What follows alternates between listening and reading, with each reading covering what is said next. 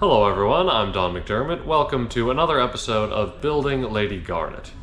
It's been a few weeks since my last video update. Sorry that it's been so long, but I've been rather busy with work, and also at the beginning of July I had a week's holiday where I was crewing on the Wherry Albion up on the Norfolk Broads. But work has been continuing on Lady Garnet, and what I'm going to be doing in this video is lofting out the lines of the boat, which is the last thing that I need to do before I can actually start building the first trading wherry since 1912. But before we get to that, I'd like you to join me on the Norfolk Broads, sailing on the Wherry Albion. My sister Alexandra and I are both trainee mates on Albion, working towards mate qualifications, and after that I will go for the skipper qualification. Now, one of the things you do on Albion sometimes is you quant the boat along. No one ever seems to believe me when I tell them that I really like quanting. Yes, it's a lot of work and it would be difficult to do for 4 hours straight or more, but in moderation, I love it. This was when we were leaving the Beccles Yacht Station on the River Waveney. It's very shallow there, which is why I'm getting away with throwing the quant at an angle.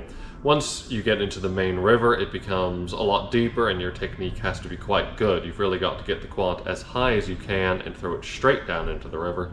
Otherwise, it probably won't stick in the riverbed. There are some places on the southern rivers of the Broads where you simply can't quant because the rivers are just too deep. Now, this was an exciting part of one of the trips. We went through the new cut, which Allie and I had never been through before. It's a straight cut connecting the Waveney and the Yare, designed to cut travel times between Lowestoft and Norwich, although it was not hugely successful from a commercial perspective when it was made back in the 1800s. If the wind is right, you can sail along the cut, which is something I would love to get to do someday. Now, in addition to seeing the new cut and quite a bit of rain, there was some good bird life. You saw that heron earlier, and unfortunately they're a bit hard to see here, but if you look closely, there were about 4 juvenile swallows sitting there. And here's a bridge, not too many to go through on the Broads, unlike the Thames, which has far too many. And then one of my favorite places to sail. Rather disappointed we didn't actually sail across this time. Breydon Water. What a place. It's really interesting, since it was low tide, you might think that that is all water at first glance, but you can actually see the line that marks the beginning of the mud, which is glistening almost like the water itself. Now, we did sail through here last year and it was brilliant, especially since I was on the helm for at least half of it and through the bridges at Yarmouth.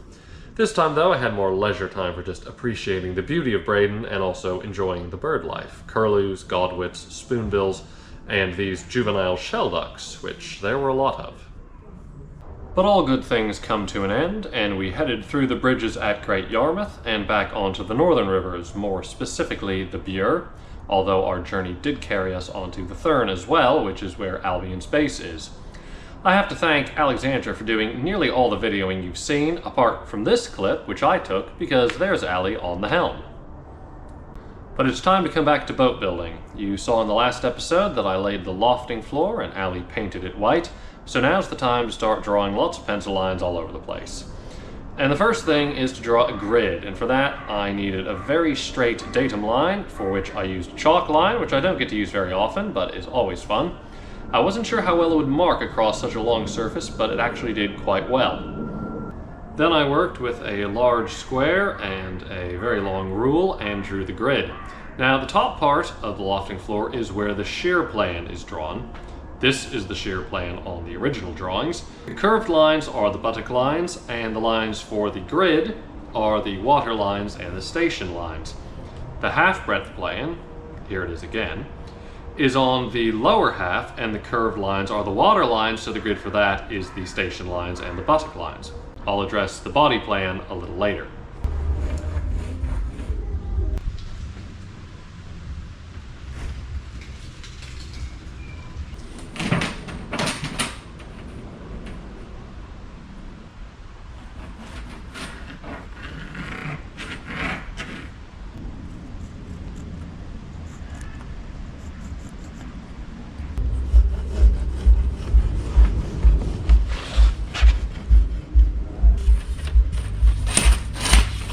So now that the grid's done, I'm ready to start the actual lofting, and I think I have just about everything that I need right here. So this is the table of offsets. You'll remember that I made this up quite a while back at the beginning of the year. This gives me all of the points where they intersect with the grid, so I can start drawing the lines. I've got a nice long rule. This is 150 centimeters or 59 inches, depending on which you prefer. Pencil sharpener. Can't get too far without those. I've also got this book, which is Lofting a Boat, a step-by-step manual. This is a really, really handy book. If any of you are building your own boat and you want to do the lofting for it and you're not quite sure how to do it, this is 100% the book to get. It's brilliant. This was recommended to me when I was at the boat building college in Lowestoft, and I used it when I was doing our lofting practical exercise, and I would have been completely lost without it. And I used it when I was lofting out the 9-foot dinghy, which is of course the tender for Lady Garnet.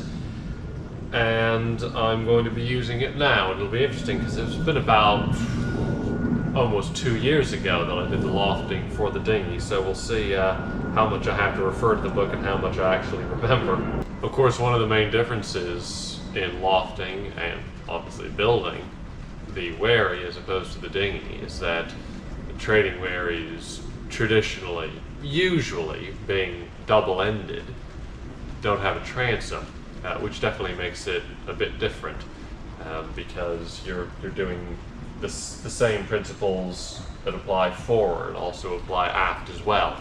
There were some wherries back in the sort of earlier days, early 1800s, back into the 1700s, that had very small transoms, but when you think of the traditional trading wherry, you're thinking of a double-ended craft. And one other very, very important thing, which I finished making yesterday, is this batten. This is a really, really long batten. I haven't actually measured how long it is, but it's probably about 52 feet long, which is good since the boat is 48 feet long, and you're doing curves, so it needs to be a little longer than the boat. It's probably slightly longer than I need, but that's fine. I made this out of larch that I had left over from the dinghy, since all the planking for that was larch. And yeah, I just cut this into 4 strips and then scarfed them together.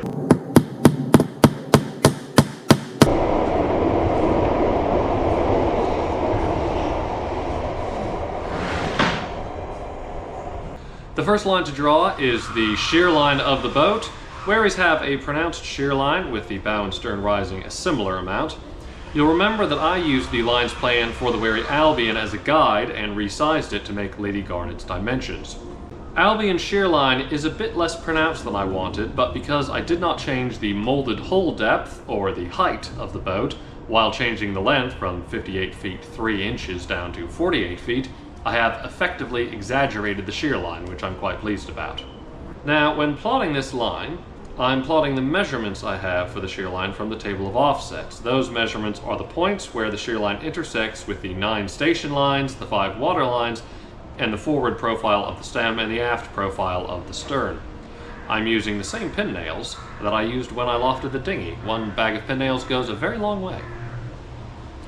I was interrupted in my work by a juvenile wren, which somehow found its way into my tent. I got a little bit worried about it when it got stuck in the roof of the tent between the 2 layers of plastic sheeting, but fortunately it was a precocious young'un and quickly figured out how to get to the door and then headed back to its waiting parents. Still, always happy to see you. Drop back in again. So I said earlier I'd address the body plan, which is what I'm drawing now. These lines are what will soon become the station molds. Now, usually I would draw the body plan using a grid of the water lines and the buttock lines over to the right of the shear plan, but because of lack of space, I'm drawing the body plan on top of the shear plan. Now, the horizontal lines of the grid, the water lines, are the same for both of those views, but the verticals are not the same verticals as in the shear plane. So I drew those vertical lines in red pencil to avoid confusing myself about what the vertical lines represent. Now right here, this is one of the most important parts of lofting. You can take all of the points and you plot them, but when you put the batten around it, you're looking for a fair line. Now, we can see it up at the top here. This comes around quite nicely. But if we look at the lower section of it, you can clearly see that there's something really very wrong going on there.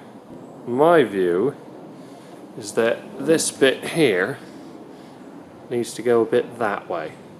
So I think I'm going to take this nail out and let it spring a bit that way. And then that point here, which I got off the table of offsets, will be rewritten effectively as whatever the new point is.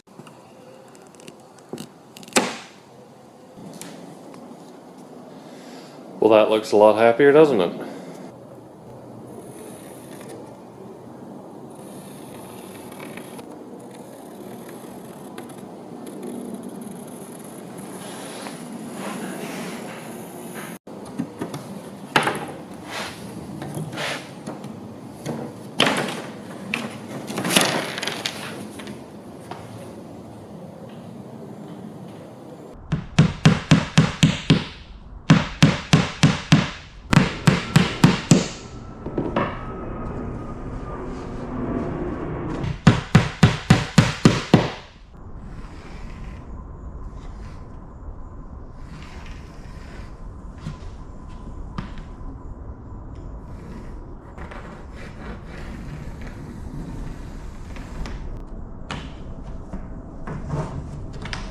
Now, you only use the table of offsets up to a certain point.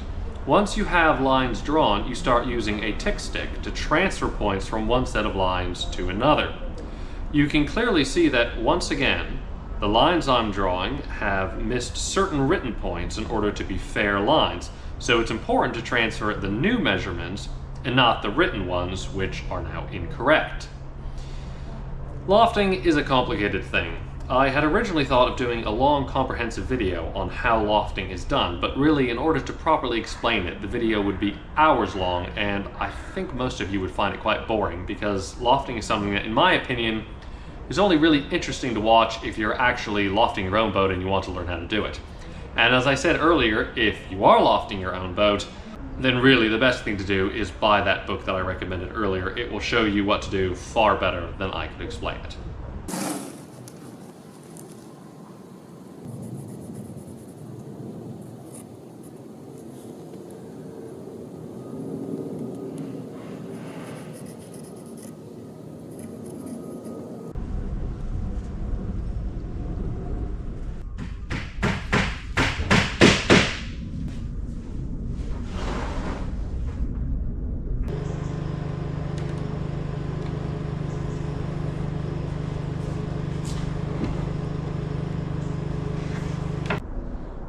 So that is the lofting completed, so the next thing is to actually start building the boat. Now, one of the things that I've been giving a lot of thought to is what type of fastenings I'm going to use for the keel bolts, for the screws that will fix the planks onto the frames, so forth and so on, basically all the fastenings.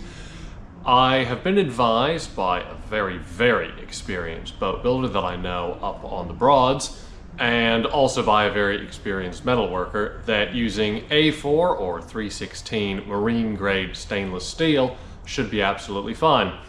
But I've also been advised by quite a lot of people in online woodworking and boat building forums that I should go for silicon bronze. Now, silicon bronze is really good, there's no doubt about that, and it could be argued that it is somewhat better than the marine grade stainless steel, but it's also likely to be more expensive. How much more expensive, I'm not entirely sure. So what I'm going to do is I'm going to get in touch with a company that has been recommended to me, and I'm going to ask them for a quote for the fastenings in silicon bronze and in A4 stainless steel. Once I have those quotes, I'm going to look at them and decide whether, basically, if the difference in price is a massive difference in price, then I'm going to have to say, well, I have been recommended A4 stainless steel, I will go with that. If the difference in price is only slight, then I think it probably would be worthwhile just to pay that little bit more extra and go for silicon bronze.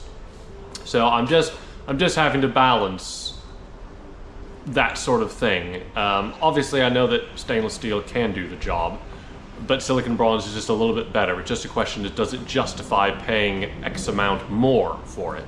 So I just need to find out what that variable is. How much more is it going to cost? So obviously the way I'm funding this boat is partially through what I earn working at Tom Jones Boatyard, but then also through the very generous donations that people like you have made, which I really appreciate, especially those donations that have already come in when I haven't even started building the boat yet. Now what you have to remember is that although some of the fastenings I won't be using for several years, I have to make the decision of what type of fastening I'm using now. So when I look at the fundraising, in 3 years' time, it may be that I say, well, I clearly could have afforded to use silicon bronze, but obviously I don't know that right now. I can only look and see what kind of money I have coming in from my job and from the current donations, Patreon members, and YouTube advertising money. And based on all that, I have to be cautious and be watching the pennies right now. So, as I say, if there's a major difference in price, I'm going to go for the marine grade stainless steel. But we'll see, and I will have an update on that in the next video, which should be out in a few weeks' time. Hopefully there won't be such a gap as there was between this video and the last one. And in that video, of course, the main thing is I'm going to actually start working on Lady Garnet. I think the first thing I'm going to do is make the station molds, which will give the boat its shape that we bend the planks around. This softwood that I'm sitting on, this just arrived, and that is for the station molds.